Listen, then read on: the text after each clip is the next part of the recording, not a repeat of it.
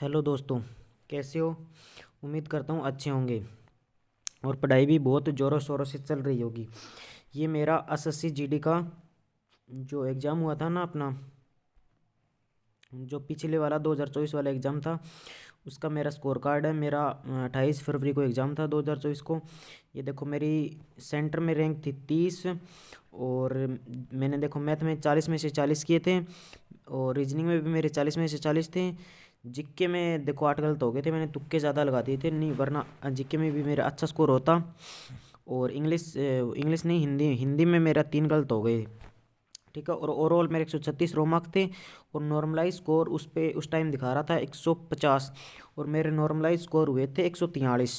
ठीक है, ये उसका है रैंक मित्रा का। ठीक है, तो मेरी क्या स्ट्रेटजी थी लास्ट के 10 दिनों की, वो मैं स्ट्रेटजी आपको बता रहा हूँ। ठीक है, ये इधर भी लगाया मैंने, ये यहाँ से, एक मिनट। ठीक है, ये यहाँ से मैं डिलीट कर देता हूँ। मेरी क्या क्या स्ट्रेटजी थी मैं आपको मेरी पूरी की पूरी स्ट्रेटजी बताऊंगा। अगर आपने ये कर लिया ना, मैं मतलब गारंटी लेता हूँ कि आपको मैथ में 20 में से 20 करके आओगे, आप रीजनिंग में भी 20 में से 20 करके आओगे और हिंदी में तो आपकी तैयारी अच्छी होगी तो 20 में से 20। मैं तो लास्ट के 10 दिन पढ़ के गया था हिंदी भी। ठीक है, लास्ट के 10 दिन मैंने क्या क्या सोर्स फॉलो किया था, क्या क्या मैंने मैथ के लिए किया था, क्या जीके के लिए किया था, मैं आपको सब कुछ बताने वाला हूँ। ठीक है, तो आप वीडियो को चाहे 2x स्पीड में देख लेना, लेकिन एक बार पूरी वीडियो शुरू से लेकर अंत तक देख लेना, क्योंकि तभी आपको पूरा का पूरा मेरा समझ में आएगा, तभी आप एसएससी जीडी में अच्छा स्कोर करके आओगे। सबसे पहले क्या पढ़ना है, उससे ज़्यादा ये है कि एग्ज़ाम को अटेम्प्ट करने कैसे करना है, मैं कैसे एग्ज़ाम को अटेम्प्ट करता हूँ, क्या मेरी स्ट्रेटजी रहती है एग्ज़ाम को अटेम्प्ट करने की, मैं वो आपको बता रहा हूँ। ठीक है, तो मैं ये मतलब डिलीट कर रहा हूँ, एक मिनट। ठीक है दोस्तों, सबसे पहले ना आपको आपके पास एसएससी जीडी में आपको पता होगी कि 80 क्वेश्चन आते हैं। ठीक है, 80 क्वेश्चन में आपको मैथ है। सबसे पहले आपकी जो स्ट्रेटजी है ना, जिस तरह से आप पूरे मतलब मॉक को जैसे अब तक मॉक दिए होंगे उनमें जैसे आप में से अटेम्प्ट करते आ रहे हैं, जैसे पहले अगर हिंदी करते आ रहे हैं तो हिंदी करना है वहाँ पर भी। अब आपको 10 दिनों में पहली बात तो किसी की बात सुनकर चेंज नहीं करना। ठीक है, दूसरी बात इंपॉर्टेंट कि मैथ और रीजनिंग में आपको है ना स्किप करने की आदत आनी चाहिए। मैं कभी भी है ना, कभी भी मैंने 2-3 मॉक डाले हैं, उनमें भी आप देख सकते हो।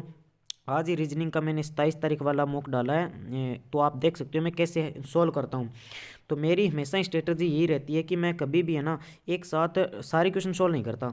सबसे पहले मैं उन्हीं क्वेश्चन को सॉल्व करता हूँ जो मेरे को 100% आते हैं और उनमें कैलकुलेशन कम होती है। ठीक है, ये बहुत इंपॉर्टेंट बात है। आप कल भी कोई भी मिनिमम देख के देख लेना, ये अटैम्प्ट करके देख लेना, आपका स्कोर ना बढ़ जाए तो मेरे कमेंट में आके बता देना। ठीक है, क्या करना आपको, आपको जो 100% क्वेश्चन आते हैं सबसे पहले वही क्वेश्चन करने हैं। ठीक है, अटेम्प्ट करने की तीन तरीके होते हैं। ठीक है, 3 राउंड होते हैं एक क्वेश्चन को अटेम्प्ट करने के। सबसे पहला राउंड होता है जब आपको जो क्वेश्चन आपको 100% आ रहे हैं, ठीक है, और उसमें कैलकुलेशन भी कम है। ठीक है, आपका देखा हुआ क्वेश्चन आप वो कर दीजिए। दूसरे राउंड में आपको वो क्वेश्चन करने जो आपने मार्क वो क्वेश्चन करने हैं जो आपको आते तो हैं लेकिन आपको पता है कि इसमें कैलकुलेशन ज़्यादा टाइम लग जाएगा। दूसरे राउंड में वो क्वेश्चन करने हैं और तीसरे राउंड में वो क्वेश्चन करने हैं जो आपको आते भी नहीं हैं और नहीं कभी देखे हैं, तो उन क्वेश्चन को सबसे लास्ट में लेना है। ठीक है, तभी आप अच्छा स्कोर कर पाओगे। वरना तो वही है कि अगर पहले इन क्वेश्चन को कर दिया ना तो आप मतलब गए, आपको फिर आपसे पेपर ही पूरा नहीं होगा। अगर आपने पेपर ही पूरा नहीं किया तो आप वहीं रेस से बाहर हो जाओगे। ठीक है, आपको सबसे पहले यही करना है। दूसरा कि मैं लास्ट के मतलब 10 दिन थे ना, तो मैं मैथ के अंदर है ना, मैथ के अंदर सारे के सारे फॉर्मूले 3 से 4 बार फॉर्मूले पढ़ के गया था कि अगर फॉर्मूले से जो क्वेश्चन आ गया ना वो गलत नहीं होना चाहिए। तो अगर आपने अब तक कोई नोट्स बनाए हैं फॉर्मूले के तो आप उन नोट्स को पढ़ सकते हो। ठीक है, मैथ के बता रहा हूँ मैं, मैथ की, उसके बाद मैं रीजनिंग की और जीके की बताऊँगा। ठीक है, रीजनिंग की भी सेम ही होती है। रीजनिंग और मैथ की बता रहा हूँ, फिर जीके की और हिंदी की बताऊंगा मैं। हिंदी में मैं लास्ट में क्या क्या पढ़ के गया था, हिंदी की बहुत इंपॉर्टेंट है, ठीक है। मैं एक टीचर का नाम बताऊंगा, आप उन सर की क्लास लगा लेना 10 दिन। मैं लास्ट के 10-15 दिन उन्हीं सर की क्लास लगा के गया था, और मेरे मतलब हिंदी में 17 क्वेश्चन, और पहले 12 से 13 क्वेश्चन ही होते थे, और लास्ट में मतलब 3-4 दिन में 17 क्वेश्चन होने लग गए थे मेरे, ठीक है। 17 क्वेश्चन हुए थे, ठीक है दोस्तों। तो अब मैं रीजनिंग, जो भी आपने नोट्स बनाए हैं ना, मैथ के अंदर जो भी आपने नोट्स बनाए हैं, मैथ के अंदर आपने नोट्स बनाए होंगे, अगर नहीं बनाए तो आप मेरे को कमेंट कर देना, मैं आपको प्रोवाइड कर दूंगा फॉर्मूला। आदित्य सर की जो बुक है ना, आदित्य सर की बुक की पीडीएफ है मेरे पास, मैं उसको आपको प्रोवाइड कर दूंगा, ठीक है। आप कमेंट कर देना, मैं आपको पर्सनली आपको वो प्रोवाइड कर दूंगा, या फिर हैंड रिटन नोट्स चाहिए वो भी आपको मिल जाएंगे, ठीक है। अगर आप बोलोगे कि सर आप मतलब भैया आप हैं, सर तो क्या भैया बोल देना, ठीक है। भैया आपकी हमारी क्लास लगा लो, ठीक है, कि मैं आपको 30 से 40 मिनट में पूरी की पूरी मैथ का है ना, पूरी की मैथ का फॉर्मूलों का रिवीजन करवा दूंगा, कि किस टाइप के कौन से में क्या फॉर्मूले बनते हैं। मैं 30 से 40 मिनट में पूरा का पूरा रिवीजन करवा दूंगा, ठीक है। ये अपनी मैथ की स्ट्रेटजी है, इसको आपने अगर फॉलो कर लिया ना, मैं अगर आपके स्कोर अगर मैथ में 18 या 17 आ रहे हैं ना, तो आप वहाँ पर 20 में से 20 करके आओगे, पूरी की पूरी गारंटी है। लोगों को तो बाहर आके पता चलेगा कि कैसा क्वेश्चन पेपर आया था, आपको वहीं पता चल जाएगा। आपको सबसे पहले, मैं दोबारा बोल रहा हूँ कि आपको सबसे पहले वही क्वेश्चन करने हैं जो आपको 100% आते हों, ठीक है। स्किप और मार्क, आपको पता है एग्जाम में आपको स्किप करने का और मार्क करने का ऑप्शन क्यों दिया होता है, ये यूज़ करने के लिए होता है। और 90% बंदे होते हैं जो इस मतलब ऑप्शन का मतलब ही नहीं पता उनको, कि इसको कैसे यूज करते हैं, ये कैसे दिया है, मार्क का मतलब क्या होता है, मार्क को यूज कैसे करते हैं, ठीक है। अगर आपके पास अभी भी 10 दिन है ना, तो 10 दिन में ये अटेम्प्ट करने की स्ट्रेटजी अपना लो, ठीक है। और अब है ना, आप मतलब ये नहीं करना चैप्टर वाइज, तो मॉक देना ही नहीं है, अब तो फुल मॉक देना है। अगर आप बोलोगे तो मैं आपके लिए फुल मॉक की वीडियो भी बना दूंगा, जिसमें मैं कैसे अटेम्प्ट करता हूँ वो मैं आपको बता दूंगा, और अच्छे अच्छे क्वेश्चन करवा दूंगा मैं आपको, ठीक है। अगर आपने कमेंट किया, अगर 10 से 15 कमेंट भी आ गए ना इस वीडियो के नीचे, तो मैं आपको 100% करवा दूंगा, ठीक है। 10 से 15 वीडियो आएगी, उसी के 10 से 15 कमेंट आ गए, उसके अगले दिन ही मैं आपको पूरी की पूरी वीडियो करवा दूंगा, ठीक है। मैथ का प्रैक्टिस सेट लगा दूंगा आपके 10 दिन के लिए, और आपकी फॉर्मूले के रिवीजन करवा दूंगा, ठीक है। ये तो होगी अपनी उसकी मैथ की स्ट्रेटजी। अब हम देख रहे हैं जीके की। जीके के लिए मैंने क्या किया था लास्ट के 10 दिन में,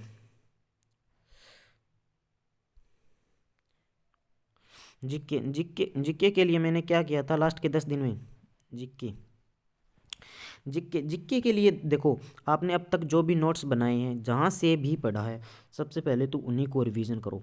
अगर आप बोलोगे सर मैंने तो 5 बार रिवीजन कर दिया, तो आप 10 बार करो। सर बोलोगे मैंने 10 बार रिवीजन कर दिया, तो आप 15 बार करो, 20 बार करो, उन्हीं नोट्स को रिवीजन करो। और उसके बाद अगर आप कुछ और भी करना चाहते हो, तो RWA की आपको पता होगा कि गागर में सागर सीरीज आती है, ठीक है भाई। मैं खुद उसी सीरीज को लगा के गया था, उससे बहुत ही ज़्यादा बेनिफिट होता है। अगर भाई किसी ने अब तक जीके पढ़ा भी नहीं है ना, तो वो गागर में सागर को है ना, आप जितनी बार लगा सकते हो, अगर 3 बार 4 बार लगा सकते हो ना, उतनी बार उन्हीं उन्हीं सीरीज को लगा दो, बार बार बार बार बार बार, ठीक है। आपको क्वेश्चन ऑलमोस्ट वहीं से देखने को मिलेंगे, ठीक है। जीके के लिए सिर्फ वही करना है कि आपको नोट्स बनाए वो, और गागर में सागर, बस। आप अब इसके अलावा कुछ नहीं कर सकते। और करंट अफेयर में मत पड़े जाना भाई। अब करंट अफेयर का कोई मतलब नहीं होता, करंट अफेयर पता ही नहीं होता सच्ची में कहाँ 2020 भी उसका पूछ लेते हैं। अगर आपने पढ़ा है तो उसको रिवीजन कर लेना, अगर आपने वो नहीं पढ़ा है ना करंट अफेयर, तो आप करंट अफेयर मत पढ़ना। आप बाकी सारे सब्जेक्ट की गागर में सागर लगा लो, उससे बाहर मेरे को तो नहीं लगता कुछ आएगा, ठीक है। वो सारे के सारे मतलब कॉन्सेप्ट के रिवीजन करवा देते हैं।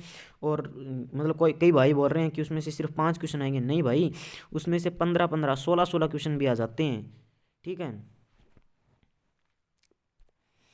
और हिंदी हिंदी हाँ, हिंदी के लिए आप RWA वाले सर है ना, जो नाम तो पता नहीं मेरे को उनके, हिंदी वाले, वो अच्छे हैं, आप उनकी क्लास लगा सकते हो। या फिर आप है ना, एक और है सर, नीरज सर करके हैं, पता नहीं कौन से सर हैं, सुपर कोचिंग के सर हैं, सुपर कोचिंग वाले सर हैं, सुपर कोचिंग हिंदी सर्च कर लेना। वो सर अच्छे लगे मेरे को, मैं उनकी क्लास लगा के गया था लास्ट टाइम पे। वो क्या करवाते हैं, वो जैसे एक क्लास होगी, एक क्लास में इतना रिवीजन करवा देते हैं, इतना रिवीजन रिवीजन रिवीजन, मतलब आपको अलग से रिवीजन करने की जरूरत नहीं पड़ेगी। वो मतलब अगर एक सिनोनिम मतलब एक प्राइवेची आ गया ना, तो उसके 10 प्राइवेची लिख दें। अगर अगले क्वेश्चन में दोबारा वही प्राइवेची ना, तो उसके फिर से 10 लिख देंगे। तत्सम शब्द एक आ गया तो उसके बाद 10 के 10 फिर लिख देंगे, 10 के 10 फिर लिख देंगे। मैं उनकी क्लास लगा के गया था और 10 दिन में बहुत ज़्यादा बेनिफिट हुआ। आप उनकी क्लास देख सकते हो, ठीक है। एक बार अगर आपने पहले, अगर आपको 2-3 मिनट की, 5 मिनट की देख लेना, अगर आपको अच्छा लगे ना, तो वो क्लास अच्छी है। मेरे को देखो, उन सर से नहीं मैं जानता हूँ उनको, नहीं मेरे को कुछ मिला है, लेकिन मैं जो अच्छा लगता है ना, मैं उसी को बता रहा हूँ। सच बता रहा हूँ भाई, दिल से, कि मैं उन्हीं की क्लास लगा के गया था लास्ट के दिन में। और एक मेरा फ्रेंड था, वो भी उन्हीं की सर की क्लास लगा के गया था। और मैंने 1-2 वीडियो में बोला भी होगा पिछली बार की, ठीक है। आप ये सब करके चले जाना, आपकी मैं सच बता रहा हूँ भाई, आपका आराम से सिलेक्शन हो जाएगा। आप 130 प्लस 140 प्लस आराम से आ जाएंगे आपके, 140 प्लस ईजिली कर लोगे आप, ईजिली, ठीक है। बस आपकी अटेम्प्टिंग स्ट्रेटजी सुधारना। और दूसरी बात, अगर पिछली बार तो देखो इजी पेपर आया था, एक बात ध्यान रखना, पिछली बार तो इजी पेपर आया था, ठीक है। अगर इस बार अगर इजी पेपर नहीं आए ना, तो आपको किसी ने बता के चला कि 140 प्लस पर ही सिलेक्शन होगा, नहीं भाई। कभी भी मत सोचना कि 100 कोई मार्क तो बना के ही नहीं चलना कि 140 पर, पता नहीं 115 पर भी सिलेक्शन हो जाए, कि एग्ज़ाम टफ आ जाए। तो आपको ये कब पता चलेगा, लोगों को तो बाहर आने के बाद पता चलेगा, लेकिन आपको अंदर ही पता चल जाएगा। आपको मैं जो स्ट्रेटजी बता रहा हूँ ना, कि सबसे पहले वही क्वेश्चन करने हैं जो आपको 100% आते हैं, 100% आते हैं, उन्हीं क्वेश्चन को करना है। और उनको, उनमें जो स्पीड आपकी है ना, वही स्पीड रखनी है। अगर इजी भी क्वेश्चन लगे ना वो, तो ये नहीं सोचना कि ये पेपर तो ईजी है, मैं धीरे धीरे, नहीं, धीरे धीरे तो करना ही नहीं है। धीरा नहीं करने का ये मतलब नहीं होता कि हड़बड़ी मचानी, हो ऐसे लग गई, मतलब पेपर दिखानी है, मतलब शांति से काम करना है, शांति। ये शांति वर्ड आपके अगर आपकी लाइफ में आ गए ना, तो आप मतलब 90% सक्सेस हो गए, ठीक है। शांति से पूरा का पूरा पेपर अटेम्प्ट करना है आपको। मैं मैं भी पहले हड़बड़ी करता था, लेकिन धीरे धीरे एग्ज़ाम देने से हड़बड़ी हो जाती है। और जब भी पेपर आने लग जाए ना, तो लंबी गहरी सांस लेना, ठीक है। आराम से लंबी गहरी सांस लेकर आराम से पेपर देना, कुछ नहीं होगा। और ज़्यादा सोचना मत, ज़्यादा ये हो गया तो वो हो गया तो। और एग्ज़ाम सेंटर पे ना, एग्ज़ाम से पहले पहुंच जाना। और एग्ज़ाम सेंटर पे क्या क्या लेके जाना है, ये भी मैं इसी वीडियो में बता देता हूँ, आपको अलग से कोई वीडियो नहीं देखनी पड़ेगी। एग्ज़ाम सेंटर पे देखो, फ़ोटो कभी कभी मांग लेते हैं, लेकिन आप 2 फ़ोटो ले ही जाना। कभी कभी है ना, आपके डॉक्यूमेंट में फ़ोटो नहीं सही नहीं होते ना, 2 फ़ोटो मांग लेते हैं। एक एडमिट कार्ड ले जाना।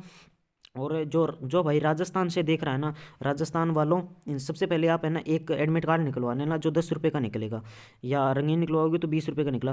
फिर उस जो 20 रुपये ना, अगर आपका राजस्थान में और राजस्थान से ही पेपर है, तो 20 रुपये का निकला है ना, उसकी 3-4 फोटोकॉपी करवा लेना, ठीक है।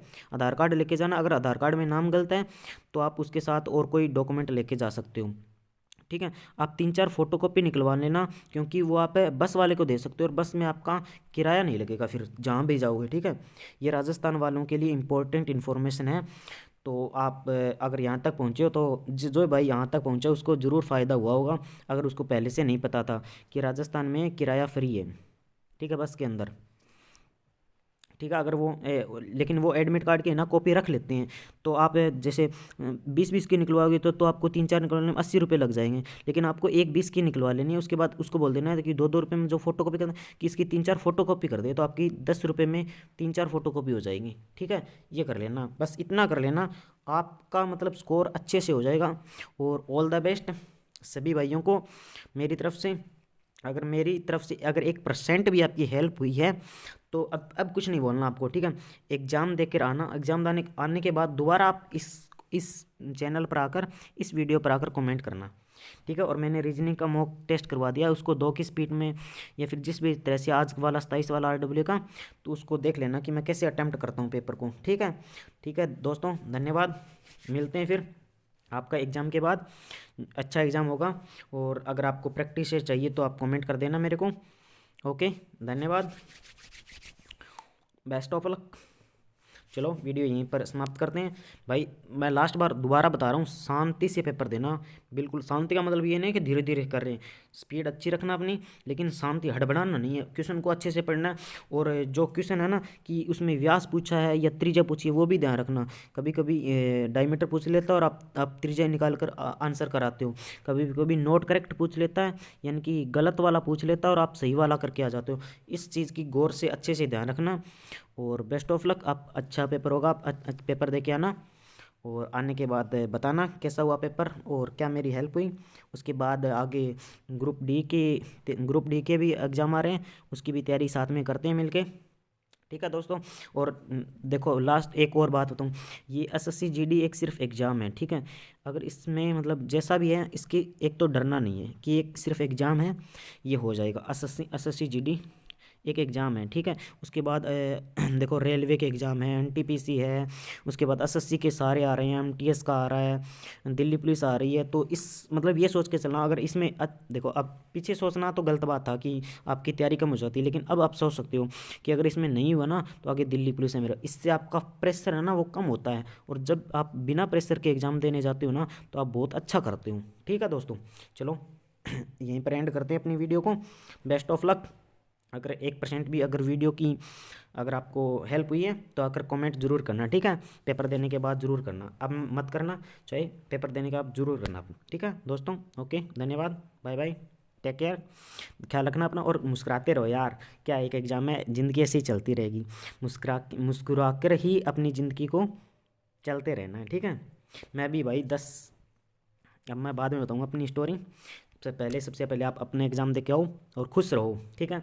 जितना खुश रहोगे ना उतना ही अच्छा आपका एग्ज़ाम जाएगा। Best of luck, thank you.